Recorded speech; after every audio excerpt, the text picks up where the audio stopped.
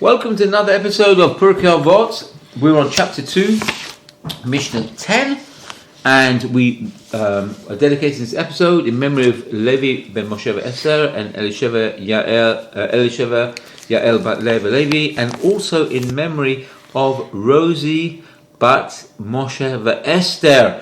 So, with this, we hand over to Michael to see what he's got to say. Michael. Thanks, Moshe. So this Mishnah, we are introduced to the 5 top disciples, students of Rabbi Yochanan ben Zakkai, and first we're going to list them, and I'll give you a small description of perhaps their personalities. So the Mishnah starts. Chamisha Talmidim Hayu lo Rabbanan Yochanan ben Zakkai ve'Elohen. There were 5. Rabbi Yochanan had 5 disciples. The first one is Rabbi Eliezer ben Hyrcanus. Now, Rabbi Eliezer ben Hyrcanus was actually a teacher of Rabbi Akiva. He was from a very wealthy family. Unfortunately, in his earlier life, his father disowned him because I don't think he didn't disapprove of his Torah study, but he couldn't understand why he wanted to be so involved in it, and he kind of disinherited him from the family. Rabbi Eliezer still went to study, and one day the father wanted to see what his son was doing, how his son was doing, and turned up in the Beis HaMedrash. And his son Rabbi Eliezer spoke at that meeting, and his father was so impressed that he kind of re-inherited him, and he supplied him with whatever he wanted to further his Torah development. So a very nice story that. But also we know of Rabbi Eliezer ben Hyrcanus. He was quite a strong man, very, very conservative in his attitude, and could be a very, very strong character, perhaps a very tough character. As we'll see later on in a couple of Mishnahs, he's quite fiery with his words. There's many stories in the Gemara about Rabbi Eliezer HaGadol, he's called, Rabbi Eliezer HaGadol, but through his whole life, even to when he died, when he says, on his deathbed, there's stories about him. Obviously, the famous story about Rabbi Eliezer HaGadol arguing with the sages, the incident in the Beit HaMedrash where the Beit HaMedrash walls cave in and the tree moves. There's many stories about Rabbi Eliezer HaGadol, who was he was, I think that's a correct description, who's very, very strong-willed. But then that's what Rabbi Akiva took from him. He took his strength, but he also... Anyway, it's interesting. Yeah. We can. He was a tough person and a really strong personality, and he's mentioned as the 6th highest of all the Tanoim, the 7th highest being Rabbi Yeshua. He had an incredible memory. He could repeat verbatim what he had learned years earlier. So, a very interesting character, and we'll hear more about him shortly. And who was the second? The second character, Rabbi Yeshua ben Hanania. He apparently had a wonderful personality. He was a very diplomatic Jew who engaged with Jews and non-Jews in order to keep diplomacy. He had a good sense of humor. He was kind of laid back, very diplomatic, a patient man who you could argue with, he wouldn't take offense to anything that you said. He was also a worldly man. He went abroad. He went to Egypt, and he was a great communicator. And he was a kind of a student of the house of Beis Hillel and Beis Shammai. But you could say, if you could say that he was a kind of son of Beis Hillel, and Rabbi Eliezer ben Hyrcanus would be the son of Beis Shammai in their attitude. One was more strict, and one was more lenient. And who is the third? The third student is Rabbi Yossi HaKohen, just very simply known as Yossi the Kohen. He was apparently he wasn't. He was known as a great chassid. His piety was his greatest attribute. He was a great example. If people, for example, if people wanted to know how to daven, they would watch him, and he would be like a role model of certain pious attributes. He was also a studier of Kabbalah. He was a great Kabbalist. Perhaps why he's not mentioned as much as the others. Perhaps that's why, because his teaching was more esoteric, or his learning was more esoteric. And who was the fourth? Was Rabbi Shimon ben Natanel. He was very famous for being frightened of sinning. He was very cautious of sinning. And so he lived his life, and the lessons that could be learned from him were about caution. Don't put yourself into a situation where you may lead to sin. That cautious attitude, is an attribute, and this was Shimon ben Natanel. And the final pupil was Rabbi Elazar ben Arach, who was apparently the favorite pupil of Rav Yochanan ben Zakkai.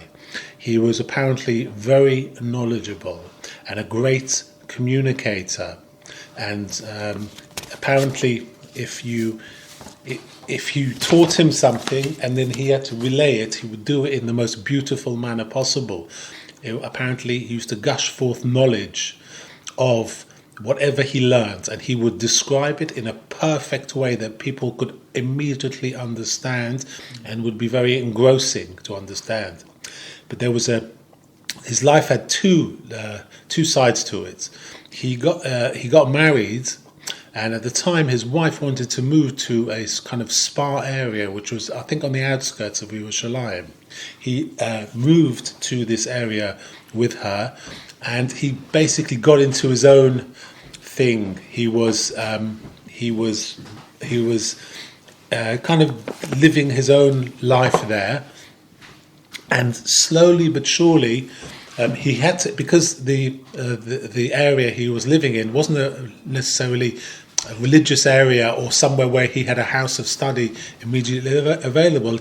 He was forced to learn by himself. And you all know that if you learn by yourself as opposed to learning in a Beis Medrash, it's never the same.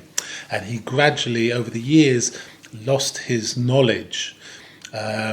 He made a return to Yavneh, and unfortunately there was an incident where he was called up to the Torah and he mispronounced some words, and he found that due to not studying as much as he used to, he'd actually lost some of his knowledge. And it was in a incident that was noted. But at the same time, he was a great man, and I think he eventually managed to do a sort of revision after this incident. He realized that he'd taken a step back in terms of his Torah study, in his Torah knowledge, and he had himself re-educated, and he continued as he was. But let's go on to the next. Oh, please. You just mentioned something here. We mentioned that these were the 5 Talmidim of Rabbi Yochanan ben Zakkai. There's a very interesting exposition that I heard many years ago from Rabbi Moshe Aaron Stern, Zecher Tzadik Livracha, who I actually met him once very briefly in I can even remember the year 1997. I think that was the year that he passed away. I saw him in Geula, and it's like I only saw him from the back as he's walking around. I was with somebody who said, "Look, that's Rav Moshe Aaron Stern," and I always remember that incident, like it says in the Gemara. Rabbi Yehuda Nasi saw Rabbi Meir me'achora. He saw Rabbi Meir from the back, and he always said how much greater Rabbi would have been had he seen Rabbi Meir from the front, because Rabbi used to sit at the back of the Beit Midrash and see Rabbi Meir from the back. So I always recall that incident when I saw Rabbi Moshe Aaron Stern from the back, how much I would have gained from him had I seen him from the front, and had I benefited from his shiurim, but there was one shiur that I remember he made this point, and it was that Hillel had 80 Talmidim. The greatest of his Talmidim was Rabbi Yonatan ben Uziel, who wrote the Targum Yonatan.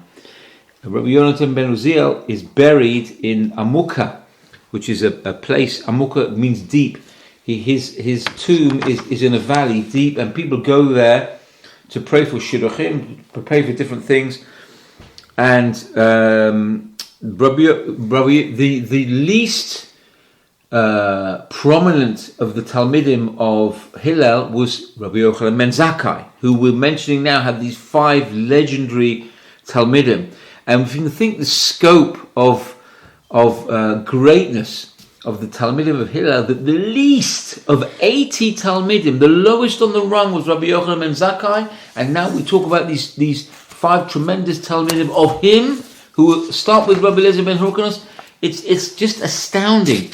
Rav Moshe Aaron Stern makes the point. He says, we know who the greatest was. That was Rabbi Yonatan ben Uziel. We know who the least one was of the 80. That was Rabbi Yochanan ben Zakkai. There are 78 in the middle. We have no idea who they are. No idea. And the one thing they've got in common is they were at least greater than Rabbi Yochanan ben Zakkai, who we mentioned in his Mishna, having these 5 stellar Talmidim. Says Rav Moshe Aaron Stern,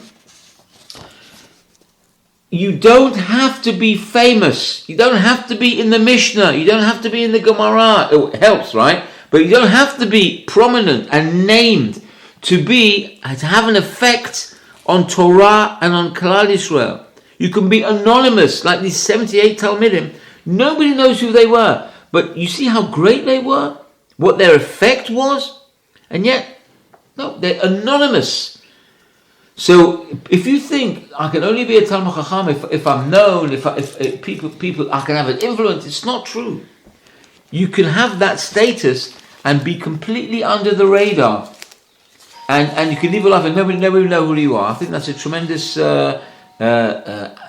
encouragement for people who think that who will know me? I'm a nobody. I'm not in the public eye. So There we go. Okay, over to you, Martin. So we're going to continue now with the next Mishnah, which describes some of their attributes in a very quick way. So this is Mishnah 11. Hu haya moneh shivcham. He used to recount their praises. Rabbi Elazar ben Hyrcanus bo sud she'eno ma'abed tipa. Eliezer ben Hyrcanus is like a plastered cistern which does not lose a drop. Rabbi Yeshua ashrei yoladato. Rabbi Yeshua ben Hanania praised is the one who gave birth to him. Rabbi Yosef chosid. Rabbi Yosef the Kohen is pious. Rabbi Shimon ben Nathanael yurei chet. Shimon ben Nathanael fears sin. Rabbi Elazar ben Arach ma'ayan hamisgaber. And Elazar ben Arach is like an ever-strengthening fountain. So what does Rambam say about these brief descriptions of their character? He, if I can quote Rambam, he says, he praised Rabbi Eliezer ben Hyrcanus for his good memory in comparing him to a plastered pit that does not lose its waters. So it's watertight. Whatever water was inside stayed inside. As we mentioned, he had like a photographic memory, or rather like an audio memory that could recount conversations decades previously. Rambam continues, and he praised Rabbi Yeshua for the virtues of character, in that through them is a person made happy and honored, and most of the world will love him. So he was a very amiable character, a diplomat, and someone everybody loved having around. It would automatically increase the joy at every room he walked into. And because of this, the one who gave birth to him is happy with him. That's Rambam. Rambam's praise of Rabbi Yeshua. Rambam continues, and he praised Rabbi Yossi, for the Kohen, for virtues of good character and intellectual virtues. And he praised Rabbi Shimon for fear of sin, and that is carefulness and striving with matters of involvement in the good and guarding from evil. And he praised Rabbi Elazar ben Arak for good understanding, and that every deep matter was easy for him, and that his comprehension added to the discussion.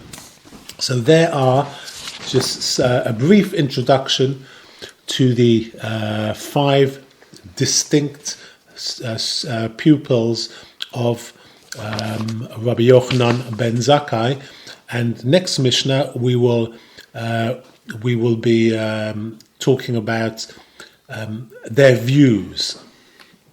Okay, thank you very much, Michael. And until then, we wish you a wonderful and fantastic week.